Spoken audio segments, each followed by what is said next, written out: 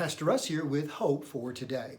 For some Christians, it's hard to think about the idea of God rewarding us. I mean, aren't we supposed to be humble as Christians, kind of lowly, not really wanting anything, not wishing for any more than God chooses to give us?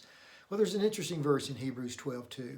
The writer simply says this, that Jesus, who for the joy set before him, endured the cross. You may say, well, what does that mean, Russ? Well, if we just change a couple of phrases around, it would read like this. Jesus endured the cross for the joy set before him. You go, oh, well, here's my question.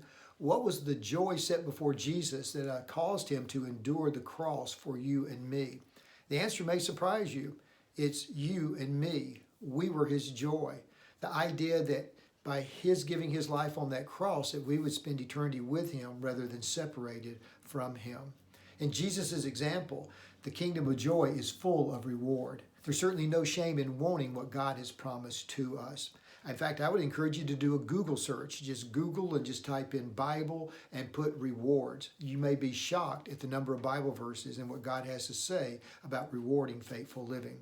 There's a verse in Colossians chapter 3, verse 23 and 24. The great missionary Paul writes these words. He says, whatever you do, work at it with all your heart, as though you were working for the Lord and not for people. That in and of itself is a game changer right there. He tells us when you go to work tomorrow, instead of thinking about you're slugging through that day, working for your boss for a paycheck, that everything you do at that workplace, you're doing actually for God. That certainly is a game changer. But he goes on and he says this, remember that your reward, that you will receive your reward from the Lord, which he's promised to his people, and that you're really serving Christ. Two takeaways from that verse. Number one, that everything you do, remember that you're doing it for Christ. One of the things that I have just a habit of doing when I come and park in our church lot each day and I walk into our building, if I see any trash, I stop and pick it up. It really doesn't matter how big or small it is, I pick it up. One of our staff members saw me doing that a few times and asked me, what are you doing that for, Russ? Well, I have a couple of reasons for it. Number one, I want our campus to be beautiful, that anyone who drives up there attracted to Christ because how pristine and how gorgeous our campus is. A bunch of trash doesn't attract anybody. The second reason I do it, though, is because I believe that's what Jesus would do. I think it's exactly what he would do as well. So I do it for Christ, if you would. The second takeaway is this.